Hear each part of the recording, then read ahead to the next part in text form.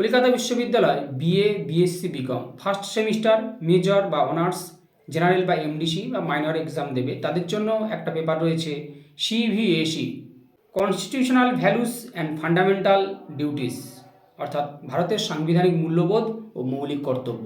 সিভিএসির এই পেপারটা সাজেশন আমি দিয়ে দিচ্ছি 2026 সালে যারা ফাইনাল এক্সাম দিচ্ছ তাদের জন্য। এই পেপারটা কিন্তু হোম সেন্টার এক্সাম হবে, তাও ইউনিভার্সিটি প্রশ্ন করবে, তাই ভালো করে পড়াশোনা করা অবশ্যই প্রয়োজন। হোম সেন্টার বলে কেউ অবহেলা করবে না। সিভ্যাকের বা সিভিএসির ভারতের সাংবিধানিক মূল্যবোধ পেপারের সাজেশনটা আমি যেটা দিচ্ছি সেটাই করবে। প্রান্তিক গাইডের suggestion best quality number 1, 100% common. প্রান্তিক গাইডের সাজেশন ফলো করলে অন্য কোনো সাজেশন ফলো করার প্রয়োজন পড়ে না। তোমরা চ্যানেলের সঙ্গে থাকবে, সাবস্ক্রাইব করে রাখবে, আর কোন পেপারের সাজেশন তোমাদের আগে প্রয়োজন সেগুলো অবশ্যই কিন্তু কমেন্টস করে জানাবে। যদি কেউ প্রান্তিক গাইডে অনলাইন ক্লাস করতে চাও বা নোটস সংগ্রহ করতে চাও বাংলা অনার্সে, স্ক্রিনে দেওয়া নাম্বার যোগাযোগ করবে। সমস্ত সাবজেক্টের নোটস অ্যাভেলেবেল এবং বাংলা অনার্সের অনলাইন ক্লাস এবং নোটস প্রোভাইড করা হয় এবং ক্লাসের ভিডিও রেকর্ডিংও ব্যবস্থা থাকে। ক্লাস মিস করলে সেই ভিডিও রেকর্ডিং থেকে তোমরা দেখে নিতে পারবে, শুনে নিতে পারবে। তাই অবশ্যই স্ক্রিনে দেওয়া নাম্বার যোগাযোগ করবে। এই পেপারটা হোম সেন্টার এক্সাম হবে 50 নাম্বার। দুটো মডিউল থেকে 25 একটা করে লিখতে হবে। মডিউল 1-এ 25, মডিউল 2-তে 25, 50 নাম্বার। তবে 25 নাম্বারটাকে ভাঙে, 25 নাম্বার কোশ্চেনটাকে ভেঙে দেয়। লিখে নাও, আমি স্টার মেরে দেবো। ভারতের সংবিধানের প্রস্তাবনায় উল্লিখিত সার্বভৌমিকতা ও ধর্মনিরপেক্ষতা, সমাজতন্ত্র, প্রজাতন্ত্র, গণতন্ত্র শব্দ দুটির অর্থ ও তাৎপর্য বিশ্লেষণ করো। ভারতের সংবিধানের প্রস্তাবনায় উল্লিখিত সার্বভৌমিকতা ও ধর্মনিরপেক্ষতা, সমাজতন্ত্র, প্রজাতন্ত্র ও গণতন্ত্র এগুলো তাৎপর্য লেখো। যখন দুটো দিতে পারে, তিনটে দিতে পারে, আবার সব কটা দিতে পারে। সংবিধানের সার্বভৌমিকতা, ধর্মনিরপেক্ষতা, সমাজতন্ত্র, প্রজাতন্ত্র, গণতন্ত্র এগুলোর তাৎপর্য। মৌলিক অধিকারের সংজ্ঞা দাও। মৌলিক অধিকারের বৈশিষ্ট্য। ভারতীয় সংবিধানে মৌলিক অধিকারের সংখ্যা কয়টি ও কী কী? স্বাধীনতার অধিকারের তাৎপর্য আলোচনা করো। নাগরিকদের মৌলিক অধিকারগুলো কী কী? বললাম যেটা 25 নাম্বার ভেঙে ভেঙে কাটা কাটা কোশ্চেন আসতে পারে, তাই এই কোশ্চেনের সঙ্গে এতগুলো আমি জুড়ে দিলাম।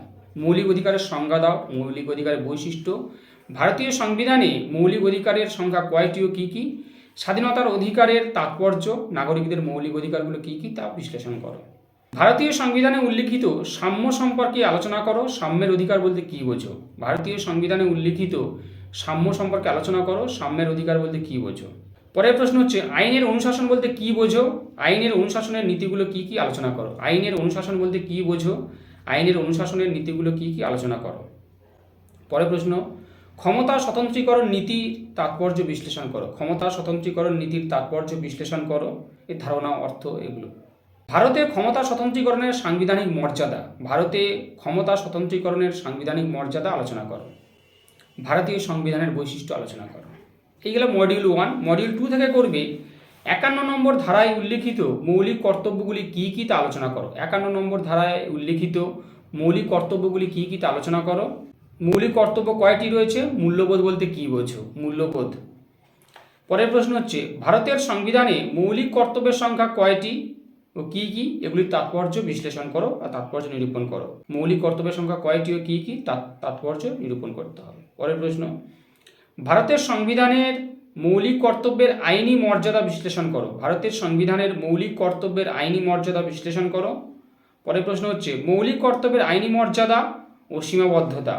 মৌলিক কর্তব্যের আইনি মর্যাদা ও সীমাবদ্ধতাগুলো আলোচনা করো। গণপরিষদের গঠন ও কার্যাবলী। গণপরিষদের গঠন ও কার্যাবলী বিশ্লেষণ করো। তাহলে এই গেল সিভিএসি ভারতের সাংবিধানিক মূল্যবোধ পেপারের সাজেশন। এখান থেকে স্টার মেরে নাও।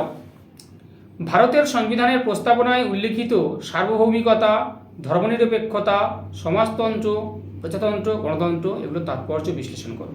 আবারও বলছি, এটা 2 বা 3টে দিয়ে দিতে পারে মেনশন করে, নাহলে সবকটাও দিতে পারে 25 নম্বরে। পরে স্টার মারবে ভারতীয় সংবিধানে উল্লিখিত সাম্য সম্পর্কে আলোচনা করো, অথবা সাম্যের অধিকার বলতে কী বোঝো।